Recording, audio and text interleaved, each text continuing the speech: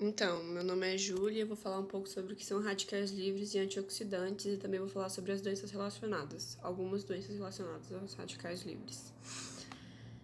Os radicais livres são átomos ou moléculas muito instáveis e reativas que possuem um número ímpar de elétrons na sua última camada eletrônica. Eu vou explicar como eles se formam. Eles são formados através de reação de oxorredução. E aí, por causa dessa reação, eles podem ganhar ou perder um elétron na última camada. O termo mais apropriado, na verdade, é espécies reativas do metabolismo do oxigênio ou espécies reativas do oxigênio, porque a maioria deles, a grande maioria, é derivada do metabolismo do O2 e nem todos eles possuem elétrons desemparelhados na última camada. Então, radicais livres não é um termo tão apropriado assim. Eles podem ocorrer por fatores internos no corpo, né, como por meio da ação catalítica de enzimas durante o processo de oxirredução do próprio metabolismo celular, e também pode ocorrer devido a fatores externos ao corpo, né, como cigarro, radiações gamas, medicamento, etc. Eu vou falar agora sobre como eles se formam. Essa é a configuração eletrônica do oxigênio, com o número atômico 8, né, com 6 elétrons na última camada. E aí, quando o oxigênio se liga um outro, fica com 12 elétrons, né, na última camada, com essa configuração aqui. E aí, durante as reações de óxido-redução, o oxigênio ele vai perder um elétron na última camada. Aí vai gerar um elétron desemparelhado, como vocês podem ver aqui. Aqui está emparelhado e aqui está desemparelhado. E aí é assim que forma um radical livre. Agora eu vou falar um pouco sobre antioxidantes, que eles são substâncias capazes de atrasar ou inibir a oxidação de uma molécula ou átomo oxidável. Aí, com isso, eles protegem as células contra a ação dos radicais livres, né? E eles podem atuar também influenciando a regulação dos genes envolvidos em mecanismo de defesa ou de reparação do DNA. E aí alguns exemplos que eu botei são as vitaminas, né, C e E, carotenoide, ácidos fenólicos, tem óleos essenciais, tem vários. Aí o antioxidante ele vai agir reagindo com o próprio radical livre e doando um elétron para ele. Aí aquele elétron que estava desemparelhado vai ter emparelhamento de novo e com isso vai parar de ser altamente reativo e instável. Aí aqui tá como eles atuam, né, eliminando os radicais intermediários e inibindo outras reações de oxidação. Agora eu vou falar um pouco sobre as doenças relacionadas aos radicais livres. Vou falar sobre 3 doenças, na verdade, porque são mais de 50, né? O Alzheimer. O Alzheimer está relacionado com os radicais livres porque o aumento do estado oxidativo celular, que é causado pelo próprio envelhecimento, vai gerar uma produção elevada desse peptídeo aqui, o peptídeo beta-amiloide. O aumento desse peptídeo, ele vai gerar a formação dessas placas extracelulares de amiloide, que são depósitos de fragmentos de proteínas que são extremamente tóxicas para os neurônios. E também vai gerar na fosforilação da proteína tal. A proteína tal, a função básica dela é estabilizar os microtúbulos. E ela fosforilada pode gerar uma disfunção neuronal e até uma morte celular. Então,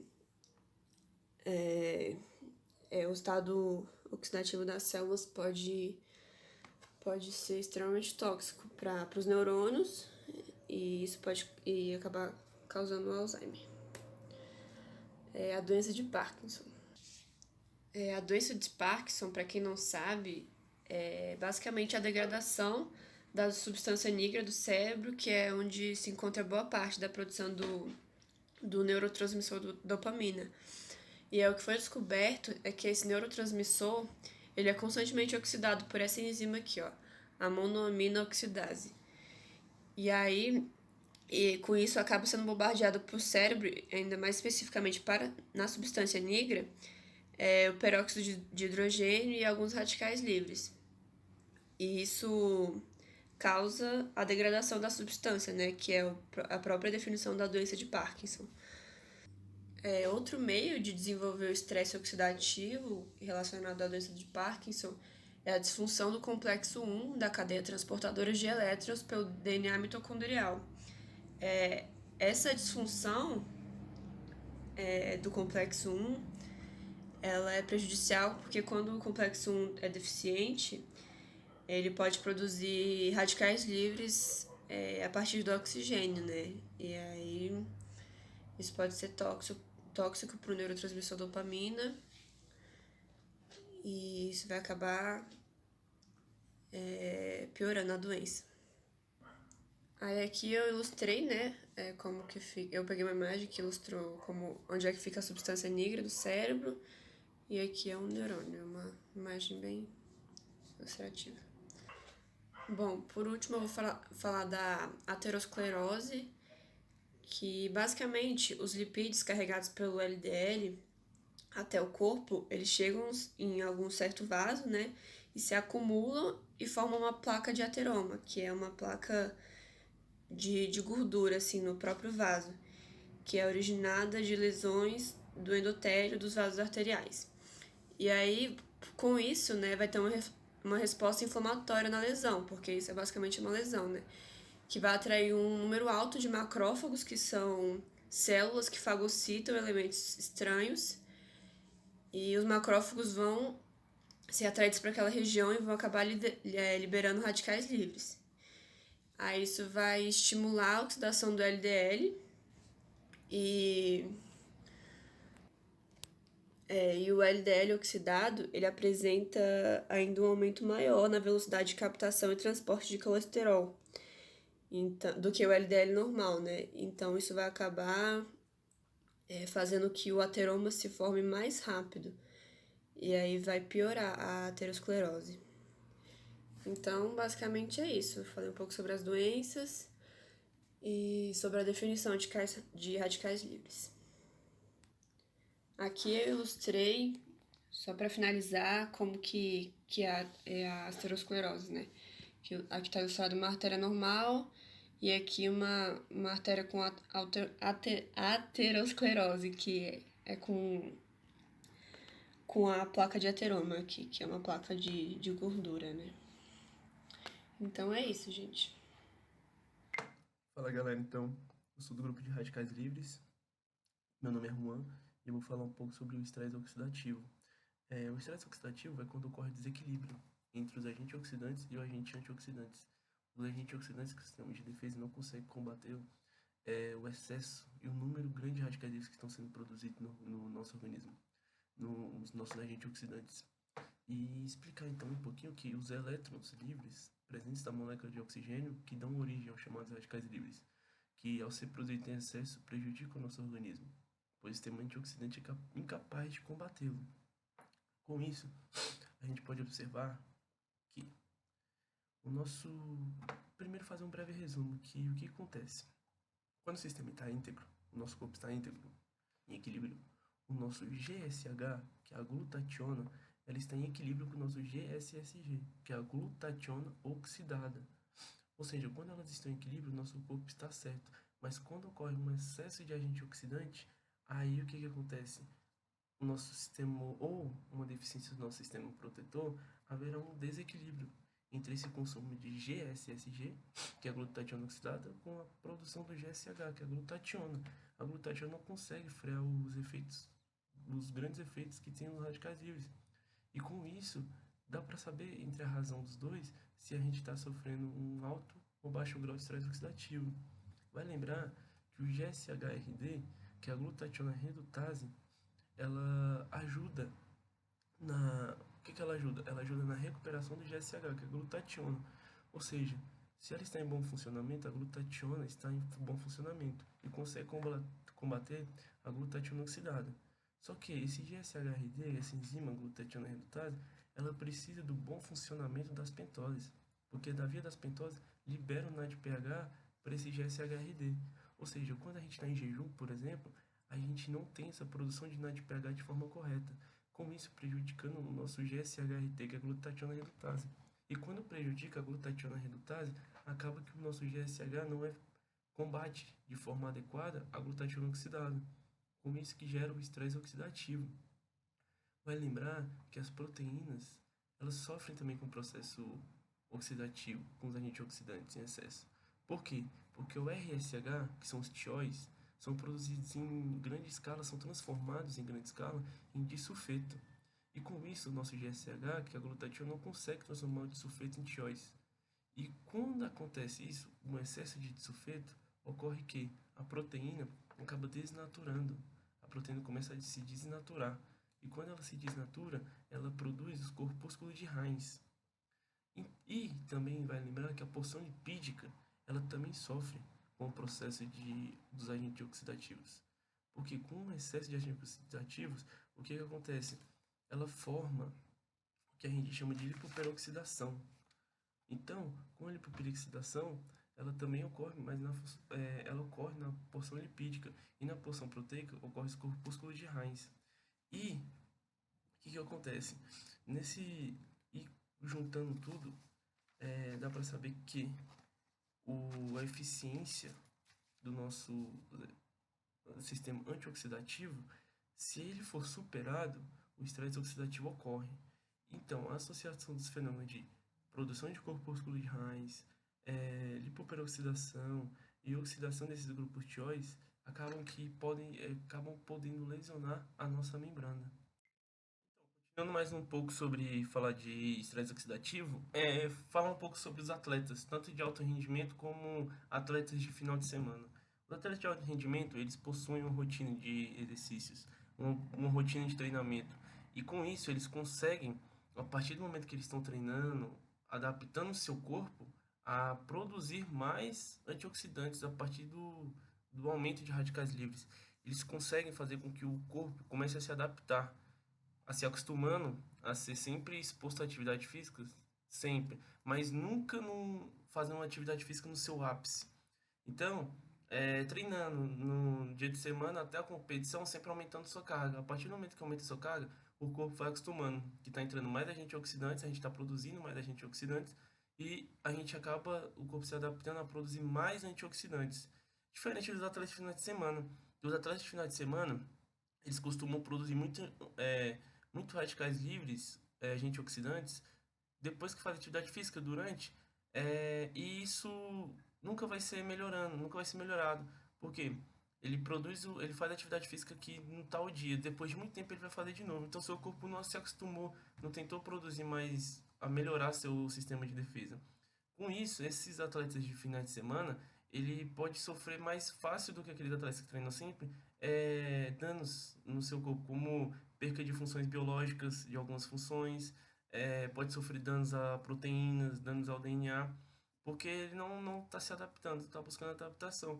E tanto o atleta de final de semana como o atleta que treina sempre, ele é necessário ter uma dieta muito rica em antioxidantes, porque isso contribui muito para o corpo combater esses agentes oxidantes. Boa tarde, meu nome é Lucas e eu vou falar um pouco para vocês sobre lipoperoxidação, que é ocasionada pelos radicais livres. Todos os componentes celulares são suscetíveis à ação dos radicais livres, porém a membrana é um dos mais atingidos em decorrência da peroxidação lipídica, que acarreta alterações na estrutura e na permeabilidade das membranas celulares, tendo como consequência uma perda da seletividade na troca iônica, na liberação dos conteúdos de organelas e também na formação de produtos e também uma formação de produtos citotóxicos, culminando assim na morte celular. Assim como na formação dos radicais livres, nem sempre os processos de lipoperoxidação são prejudiciais, pois seus produtos são importantes na reação em cascata a partir do ácido araquidônico e, portanto, na resposta inflamatória. Mas o excesso de tais produtos ainda assim é lesivo ao organismo. A lipoperoxidação é uma cadeia dividida em 3 etapas: as etapas de iniciação, a etapa de propagação e a etapa de terminação, né? Conclusão. A reação, a etapa de iniciação começa com o sequestro de um hidrogênio do ácido graxo poliinsaturado, né, da membrana celular. Esse sequestro ele é realizado, ele pode ser realizado por um radical hidroxila ou por um radical alcoxila. E aí tem como produto desse roubo a formação de um radical lipídico. Agora começa a etapa de propagação, né? Na primeira reação da etapa de propagação, o radical lipídico ele reage rapidamente com O2, resultando no radical peroxila, que por sua vez sequestra um novo hidrogênio do ácido graxo poliinsaturado e forma novamente um radical lipídico, né? E essa parte você tem como segunda equação da etapa de propagação. Entrando na etapa de terminação, ela acontece quando os radicais lipídicos e peroxila produzidos nas etapas anteriores, né, na etapa de propagação, eles começam a propagar até se consumirem si próprios. A lipoperoxidação pode ser catalisada por íons ferro, por conversão de hidroperóxidos lipídicos, né, em radicais altamente reativos, que por sua vez iniciam uma nova cadeia de reações, denominada ramificação. Essas reações podem ser rápidas ou lentas, porém dependem da valência do ferro, né? Se ela vai ser 3+, ou 2+, e isso vai influenciar na velocidade delas. O radical hidroxila é frequentemente reconhecida como espécie iniciadora e mais importante da lipoperoxidação. Entretanto, estudos recentes indicam que o ferro também desempenha um papel determinante na iniciação desse processo, sendo necessária uma relação equimolar entre o ferro 3+, e o ferro 2+ no meio, para que ocorra a lipoperoxidação.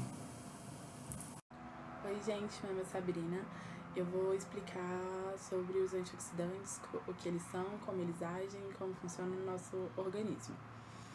Os antioxidantes são substâncias capazes de atrasar ou de inibir a oxidação de um substrato oxidável. Ou seja, o papel dos antioxidantes são proteger as células sadias do nosso organismo contra a ação oxidante de um radical livre. E como que isso funciona? Os antioxidantes interrompem as reações em cadeia geradas pelos radicais livres, fazendo com que esses processos intermediários sejam eliminados e outras reações de oxidação sejam inibidas. Dessa forma, ele age transformando um radical livre em outro menos reativo ou neutralizando a energia de excitação da molécula. A gente pode classificar os radicais livres em 2 tipos, que são os enzimáticos e os não enzimáticos. Os enzimáticos, como o próprio nome diz, são enzimas que agem como um sistema de defesa primário do nosso corpo, evitando que os radicais livres se acumulem no nosso organismo. Alguns das enzimas antioxidantes mais comuns são a superóxido dismutase, a catalase e a peroxidase. Os antioxidantes não enzimáticos são um sistema de defesa secundário que a gente adquire através da nossa alimentação. Eles agem da forma como eu tinha explicado antes, atrasando ou inibindo a oxidação desse substrato, caso alguma coisa dê errado e acabe tendo um acúmulo de radicais livres no nosso organismo. Alguns dos mais comuns são a vitamina A, C e E, os minerais como selênio e manganês, e os carotenoides, como o beta-caroteno, o licopeno e a luteína. A vitamina C, ela pode ser facilmente encontrada em frutas como laranja, limão, acerola e também em vegetais como brócolis, pimentão e tomate. Ela auxilia na proteção do corpo contra infecções e também na produção de colágeno. A vitamina E e os carotenoides são ótimos antioxidantes. Eles auxiliam na proteção da pele contra o envelhecimento e também a região ocular contra danos celulares, para evitar doenças como a catarata. Eles também são prevençores de doenças cardiovasculares e câncer. A vitamina E pode ser encontrada em oleaginosas, folhas verdes escuras como couve e espinafre, e também pode ser encontrada em óleos de soja, girassol, milho e canola. Os carotenoides podem ser facilmente encontrados em frutas e vegetais de cores vivas, como mamão, manga, abóbora, batata doce, ervilhas. Os carotenoides também são precursores de outro antioxidante, que é a vitamina A. A vitamina A ela é ótima para a melhora da visão, para o crescimento, para a formação dos dentes e combate a acne, e também na formação de colágeno, e além disso ela fortalece o sistema imunológico. Você pode encontrar a vitamina A no fígado bovino, em ovos, leite, queijo, e também, como ela é uma derivada dos carotenoides, qualquer fruta e verdura de cores vivas, você também encontrará a vitamina A. O selênio, ele ajuda a regular os hormônios da tireoide, melhora o sistema imunológico e também auxilia na prevenção do câncer. A gente pode encontrar esse mineral em frutos do mar, carnes, cereais e grãos.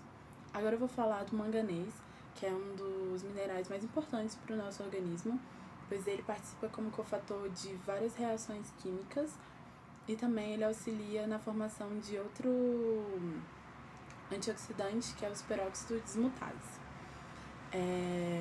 O manganês ele é importante pois ele auxilia na diminuição de dores e de doenças inflamatórias, ajuda a regular os níveis de açúcar no sangue, diminui ataques epiléticos, protege as células das funções cerebrais e cognitivas e também ele ajuda no processo de cicatrização e na formação de colágeno.